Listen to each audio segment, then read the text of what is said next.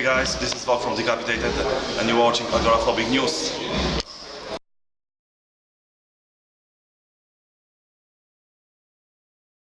So I'm here with Mr. Vogg of Decapitated. It's really Nice to meet you, man. So you've been like here before? Yes, we're playing in actually this room on this stage. You cannot see that, but it's a really cool venue. It's the biggest room in this venue. We played here, I think, 3 years ago with Trillion of Bodom and Medea.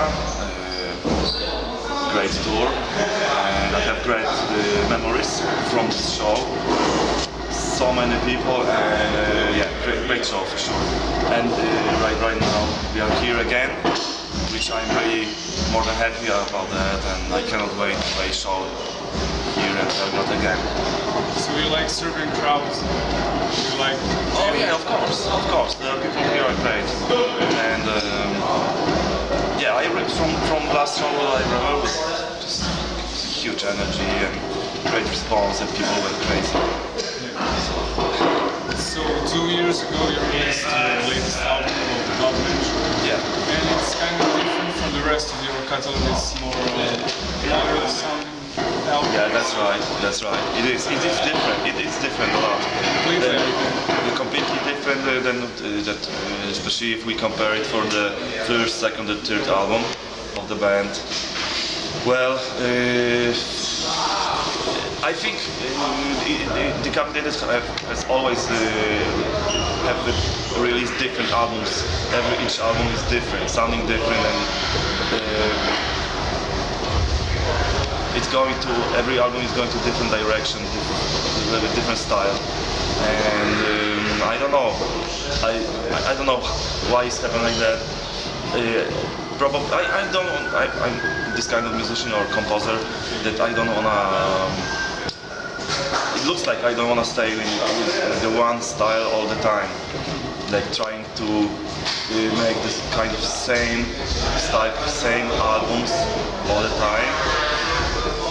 I'm just trying to play whatever I feel in the moment when I create new music, and when I hear something sounds good, I stay with that idea, even it's slow, it's fast, and I just try to look all the time for the new album, for the best sound and the best riffs I can make, the most heavy riffs and the most interesting riffs. So even the Blood Matter is different album, and also it's album that it's a mix of different styles. You have everything. Yeah, you have blast beats, you have kind of grindcore, you have melodies, you have maybe metalcore a little bit, you have groovy stuff. So when you started, you changed your sound during Negation and Invisible Organic Hallucinations albums. So do you think that these albums were crucial for your career? Well, I think from our albums make something good for our career. For sure, the first album, Winds of Creation, was like bam, like huge impact, and I think it was something fresh on the death metal scene, and lots of people take a look for our style, which was really technician. And second album, Infinity, with the Spheres of Madness riff, I think had huge impact for the new deathcore and technical death metal bands from US and from the rest of the world. And you know, every next album makes something good for the band. I know that Organic Hallucinosis is one of the albums will make a huge step for the band, and also the last one, Blood Mantra too. It takes the band for the new level, and we have new fans right now. I can see they came to the shows every night, and it's better and better.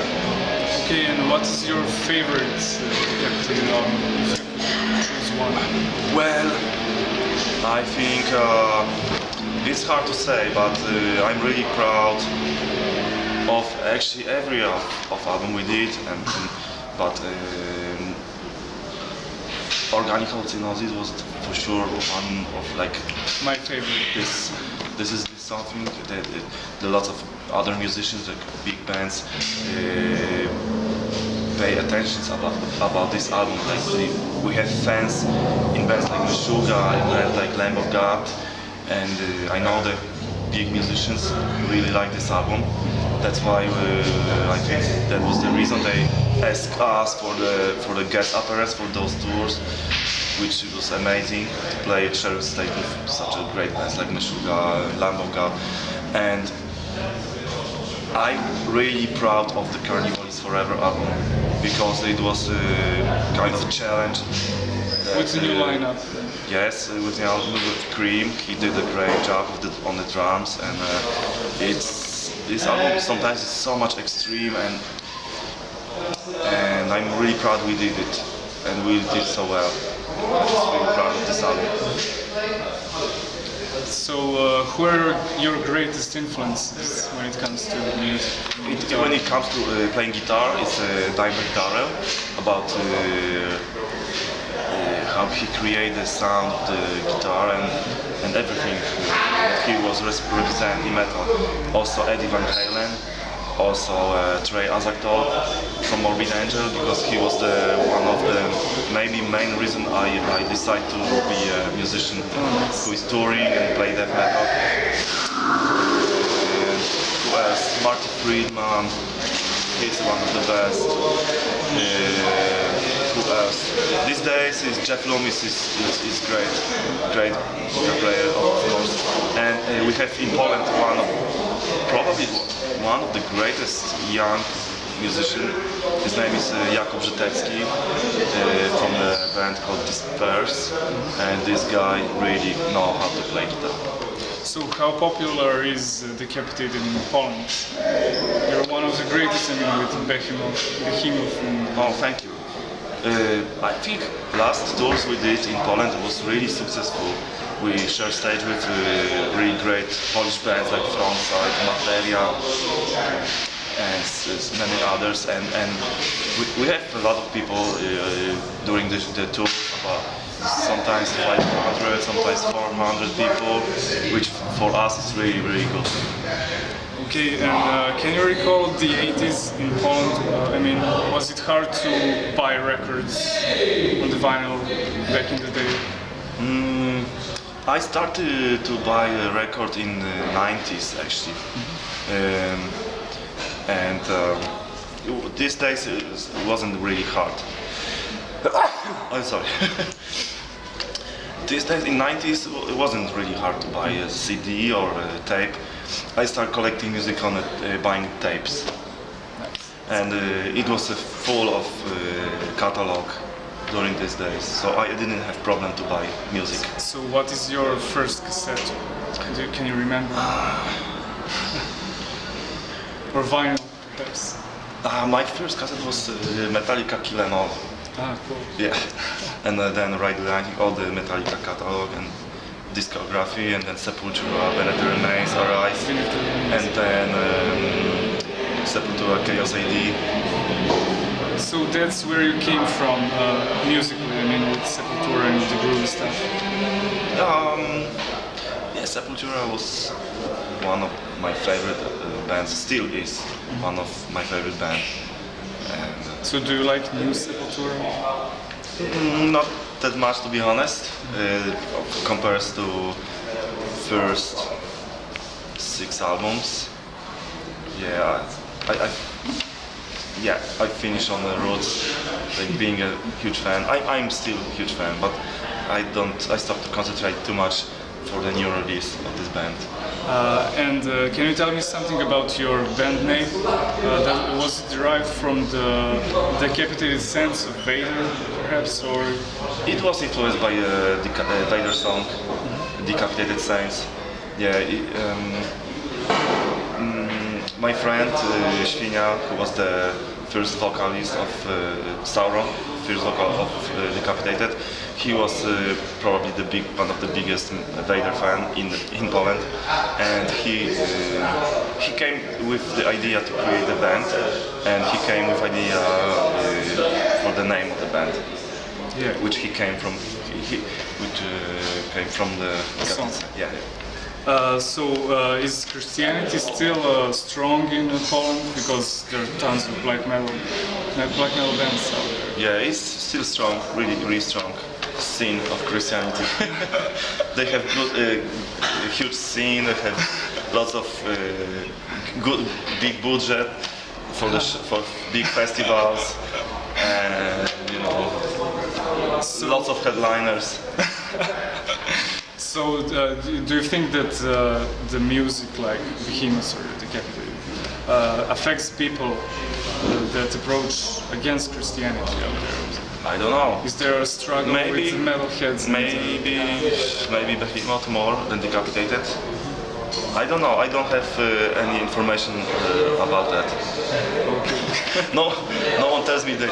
Hey, I'm not anymore Christianity because I listen your albums. But you can hear that from Slayer fans or something like that. Yeah, probably maybe. Or maybe black metal fans. In 2007, you had an accident in Belarus. Can you recall that moment? Yeah, very sad moment. I mean, tragical accident. We've been on tour in Russia and Belarus, and just it was on the road, on the way to the last show on the tour, and it just happened. The driver was too fast and trying to move from the next car, and he didn't. He was too close, and it just happened. How did you move on with that? With the loss of your brother? It was really, it was the worst experience of my life. Definitely. It was. I lost my brother, my best friend, and it was totally fucked up. I decided to continue to play shows and touring after maybe 2 years after the accident. Somehow time is working like a medicine, as you know, and life is not always happiness and good luck, and I don't know, we need to be strong and anyway try to do what we are the best for. And my family supported me for the decision to come back with my band, so yeah, that's nice. And in Carnival is Forever there is a line which says "Wake the fuck up." It was related to Adrian or what? Yeah, this title that was signed to promote shows, benefit shows for Kovan. Yeah. So in what condition is he right now? He's making progress, but he's still in bad condition. Okay. So he needs time still. And can you recall your first demo? I mean, Vitek had like 12 years while playing with that stuff. He got 12 years. Only 12, I mean... Yeah, I know. When I see a kid got 12 years now, he's trying to imagine he play drums these days. It's just not possible. Yeah, right. But he did it. I don't know how. And he was taking lessons in a music school. And he played piano, and also he played drums in a big band. I also play the big band. We play jazz standards and all together, and listen metal and trying to play metal all together. Make us as a band, as musicians. We start really early, since when we were 7. We started music education. So actually it was 7, 8, 9, 10, 11. It was after 6 years of playing. So I mean, it's cool because all the triplets on that demo are fucking killer. I mean, he really knew to play. Vitek was amazing drummer. He was great with feeling, with everything. He was really dynamic drummer. He was great on the kick drums and everything. His blast beat was, for me, was the best. And your next demo was called I've Horse. Yeah. And it came out the same year Nile released at the Catacombs in Africa. Oh. So who was influenced by this ancient Egyptian culture? No, it was not, for sure not Nile. Probably these days we didn't know about something like Nile. Mm-hmm. We knew bands like Cannibal Corpse, D-Side, Vader, Morbid Angel. Those bands were our main influence. And our first vocal, Sauron, he was a guy who, read books all the time. He was interesting about Lord of the Rings, ancient cultures. His nickname Sauron, it came many years before all those lot of movies and stuff happened. Yeah, so it's kind of cool because metalheads are really into that Lord of the Rings thing. Yeah. Even in the 80s, and 90s, even the Led Zeppelin guys have some song which relates to Gollum and stuff. So that's really cool. That's true. All the ancient mythologies and occultic things. I don't know. I influenced a lot of musicians and bands. So on the Carnival is Forever album you have an instrumental called Silence. Where did you get the inspiration for that song? Well, I don't know. It came just like that, in a simple way.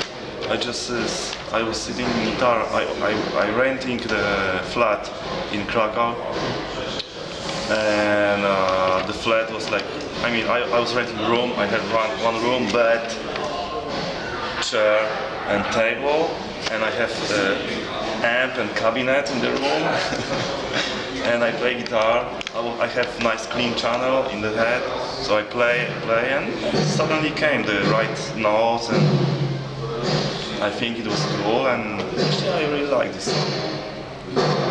And what do you think? Which was this lineup, this new lineup of Decapitated, was it more powerful than the Decapitated lineup back in the day? The Carnival is Forever lineup? Yeah. When compared with the lineup of your brother?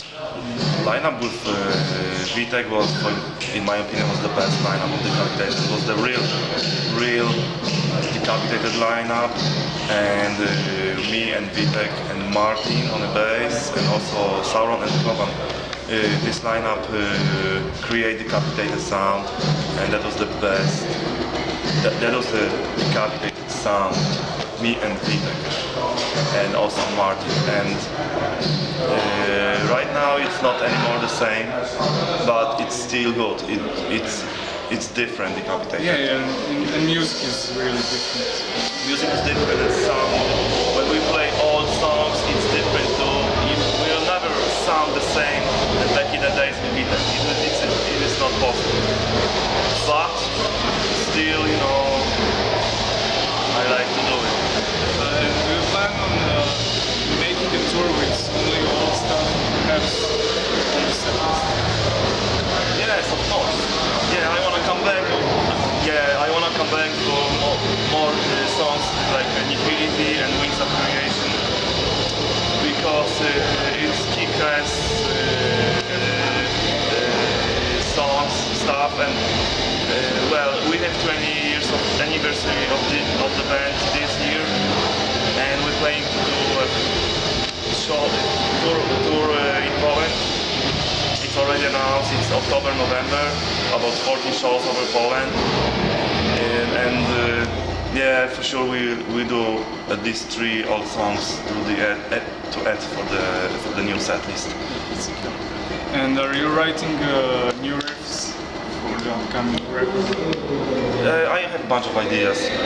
I still don't know what to play in the future for next album. I still don't know. We'll see. It happened. It just happen in a natural way, I hope. So we'll see what happens. For sure, it's good news that Michał, the new drummer, is right now a long time in the band. So we will do new songs together, and he got more experience right now. He got better sound from the head, and we'll see what happens. But I'm really looking for it. I can't wait. After this tour, we come back and we start to work for the new songs. Yeah, nice. And can you tell me something about there's a song of which has these lyrics called Nets. Yeah. So who came up with that? Kovan came. Kovan was crazy. Kovan is crazy, you know. He got lots of crazy ideas. Why he did it? Probably to try to do the most extreme stuff. To use lyrics of one of the worst serial killers. Yeah.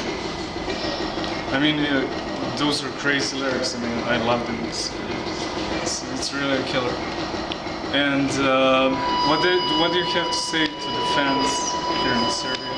Here in Serbia? If we have fans in Serbia, I respect you a lot, guys. Thank you for support. Thank you for buying our albums and listening to our music. Thanks for coming to the shows and